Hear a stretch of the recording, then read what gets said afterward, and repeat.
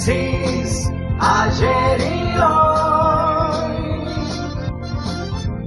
aprendiendo del pasado. De Menzies, ayer y hoy. Hace 32 años, este periodista recibió un llamado del doctor César Arias, que le hacía una pregunta concreta a quien esto hoy está contando, porque un candidato a presidente de la Nación quería saber si íbamos a transmitir un día como hoy, 14 de mayo, solo que era domingo, las elecciones nacionales. Le dijimos que sí, y entonces nos dijo que por pedido expreso del candidato, que no lo hiciéramos en una radio argentina. La verdad que no entendíamos el mensaje, y le preguntamos a César Arias si nos podía ampliar un poco más. Y el doctor Arias nos dijo, dice Carlos Menem, que si van a transmitir el comicio, lo hagan en una radio que se escucha en Argentina, como Radio Colonia, pero que no sea manejada por el gobierno, porque no tenemos certeza que lleguen a reconocer el triunfo que sabemos vamos a tener. La aseveración era contundente. Estaban absolutamente todos convencidos, estábamos, me incluyo, del triunfo de Carlos Saúl Menem y Eduardo Alberto Duhalde para el 14 de mayo. Y pasó. Ocurrió. Un día como hoy, 14, pero domingo, transmitimos por Radio Colonia, tal cual la sugerencia que había tenido el entonces candidato, las elecciones, y desde La Rioja no solamente saludó hasta la hija de la productora, se acordó hasta el nombre de la hija de la productora del programa de ese momento, sino que además nos ponía en contacto entre los que lo estaban acompañando con Amalita Fortabat, cosa que bastante nos desorientaba. No sabíamos qué hacía Amalita Fortabat en La Rioja en el palco de Menem. Y era todo un símbolo de lo que iba a ocurrir después, pero de cualquier forma, nosotros contamos esto porque pertenece a la historia, es decir, tenían previsto que pudiera ocurrir que no reconocieran el triunfo, y entonces querían tener de alguna manera cierta certeza de la difusión. Nosotros habíamos transmitido por primera vez en la radiotelefonía, se había transmitido una elección interna de un partido por radio, lo habíamos hecho el año anterior por Radio Argentina, donde transmitíamos el triunfo de Menem sobre Cafiero y el de Duhalde sobre De la Sota en las internas del Partido Justicialista. La verdad, la única interna en serio que tuvo el partido. Pero además habíamos nosotros tomado ya una posición pública desde un programa que se hacía en Radio Buenos Aires, que se llamaba Argentina 2000, donde se hizo una fuerte campaña a favor del candidato Menem por el acuerdo que había a espaldas del propio pueblo entre Alfonsín y Cafiero, que había empezado con un problema económico de la ferretería francesa de Cafiero, que lo había resuelto el gobierno de Alfonsín, y que había empezado cuando creían que Herminio Iglesias era el peligro para los radicales, entonces apoyaron a Cafiero, y Cafiero les ganó a Herminio, y después le ganó a ellos en la provincia de Buenos Aires, y luego pensaban que el problema era Menem, y entonces buscaron el apoyo a Cafiero en la interna, y Cafiero perdió la interna cuando aceptó ser distrito único para que se pudiera votar en todo el país como distrito único, y ahí Carlos Menem, que había recorrido el país de punta a punta 2 veces, pueblo por pueblo, terminó convenciendo a la masa del peronismo para que lo votara. Era toda una gran ilusión que después de 1973 y de la primera derrota que había sufrido el peronismo a manos de Alfonsín, obviamente sin Perón vivo, Perón se fue de este mundo invicto, nunca perdió una elección, la verdad era todo un tremendo riesgo, y entonces querían cubrirlo asegurándose que de alguna forma, si había fraude, se pudiera decir. Claro, aquel caudillo riojano había movido multitudes y había hecho a todos, me incluyo, creer en una propuesta absolutamente que los peronistas estábamos convencidos que ese era el camino, y que la renovación, que lo había traído también a él y a Duhalde, porque ambos venían también de la renovación, igual que Cafiero, decíamos que la renovación tenía aquí una cosa más suave, porque eran dos renovadores que habían tomado al otro sector del peronismo y habían hecho alianzas con todos los sectores del movimiento. Y fue avanzando todo al punto tal que Alfonsín no pudo terminar. El momento argentino era un verdadero desastre y entregan el gobierno antes, y no quisieron entregarlo el 9 de julio para que el peronismo no se quedara con la fecha patria, entonces dijeron el 8 de julio.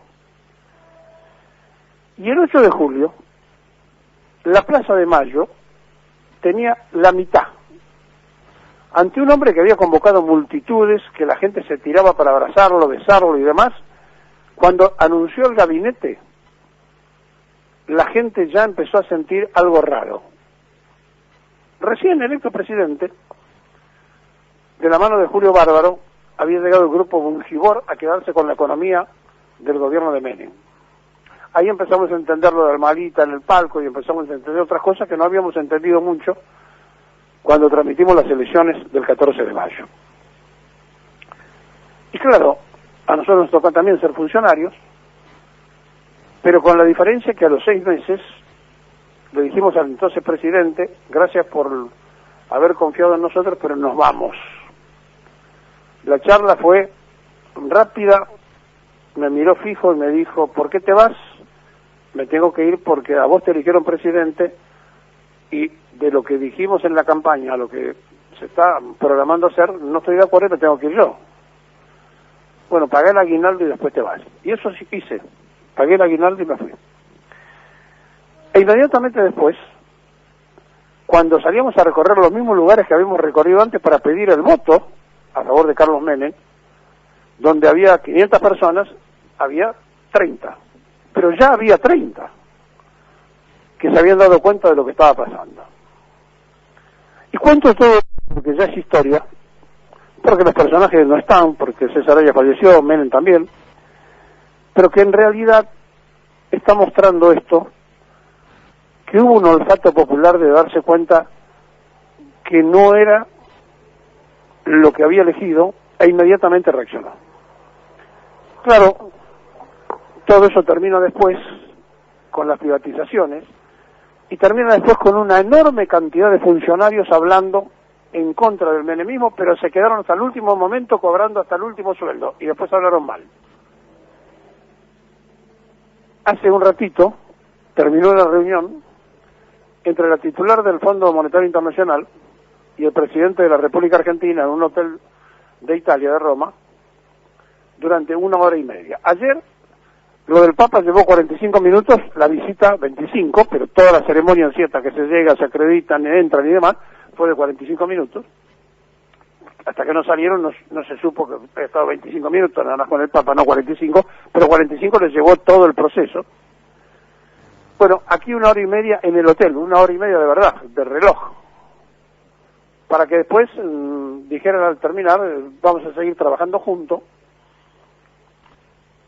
Y esto tiene mucho que ver con lo que pasó aquella vez, porque aquella vez aparecieron con el voto peronista los Domingos Felipe Caballo, haciendo el desastre que hicieron, aparecieron los Roque Fernández y ministros que la gente no había votado nunca, liberales, apareció un abrazo de Carlos Menem con Isaac Rojas, y aparecieron muchas cosas que lastimaron a ese pueblo peronista que había creído en él y que había absolutamente confiado en que se iba a hacer una cosa totalmente distinta.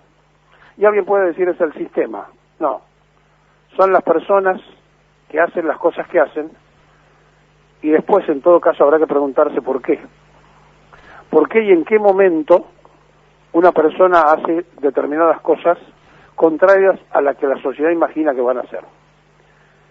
Pero fíjense ustedes, después de todo ese desastre de las privatizaciones, se entregó, con la venta de las joyas de la abuela, digamos, de todo lo que se podía vender, se le entregó a Fernando de la Rúa, que en un año se comió 200.000 millones de dólares más todo lo que había de reserva de las ventas de las privatizaciones. Sin embargo, se acuerda uno de Menem, porque estuvo 10 años, y no se acuerda de Fernando de la Ruina, así lo bautizamos nosotros, que en un año hizo un verdadero desastre. Pero además la interna Menem-Duhalde hizo que perdiera Duhalde las elecciones. Y después terminó Duhalde de bombero en otro acuerdo ¿con quién? Con Alfonsín.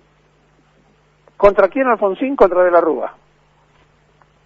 Es decir, todas estas intrigas palaciegas hacen que nuestra democracia sea fraudulenta y no sea sincera de lo que se dice a lo que se hace. Por eso ayer, cuando le decíamos a los oyentes que hicieran su votación, y la gente decía por el Frente de Todos, nosotros, es profeso, no dijimos, mire que es una de medio tiempo y usted va a tener que votar por las personas que llevan las listas del Frente de Todos o las que se opongan. Pero, ¿qué estaba diciendo la gente? Miren, esto que está ahora no nos termina de convencer, pero votamos, por lo menos mayoritariamente los que llamaron y dijeron eso, votamos esto para que se fueran los que estaban. Y así vivimos. Y entonces Alfonsín, que declamaba que con la democracia se comía, con la democracia se estudiaba, con la democracia se hacía todo lo que él decía que se hacía, no cumplió con la democracia, no cumplió con la Constitución y se fue 6 meses antes del gobierno. Pero algunos creen que es el padre de la democracia. Y el único padre que tiene la democracia argentina es Perón, porque gracias a todo el trabajo de Evita, Perón le dio el derecho a las mujeres a elegir y a ser elegidas. No hay nadie que pueda superar eso como padre de la democracia, porque las mujeres estaban clausuradas con los radicales. Así que no hay padre de la democracia porque a Alfonsín se le haya ocurrido declamar eso o hacerle juicio a la Junta. No.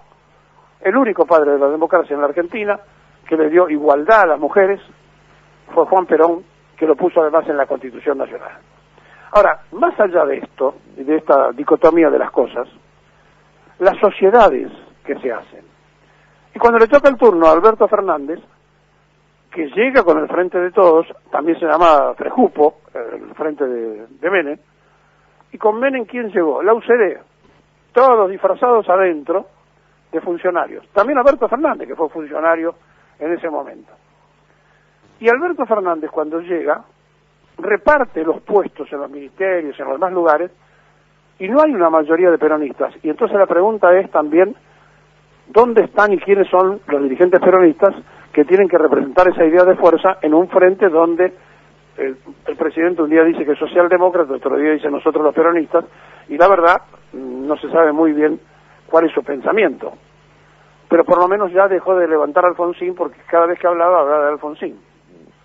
Y por eso, en agradecimiento, lo hizo embajador al hijo en España, que cobra 16.000 euros mensuales y no ha hecho absolutamente un solo movimiento a favor de la Argentina. Es portador del apellido y él le agradece, Fernández le agradece, que su primer ingreso como funcionario fue cuando era asesor jurídico de Surville, en el momento en que Surville, entre otras cosas, le quitó a la provincia de Buenos Aires la coparticipación. Y entonces, esta hora y media que estuvo Fernández hablando con la titular del Fondo Monetario Internacional, no nos termina de convencer, porque no sabemos de qué se habló, y no nos termina de convencer que un presidente tenga que ir a hablar con una gerenta del fondo. Para eso está el ministro. Pero cuando ya va el presidente a tocar todos los timbres, a pedir piedad, es muy bueno hacer uso de la memoria y recordar lo que pasó ese día en la Plaza de Mayo, cuando Menem anunciaba su gabinete y Triaca padre, iba a ser ministro de Trabajo, y el grupo Bungibor se quedaba con la economía.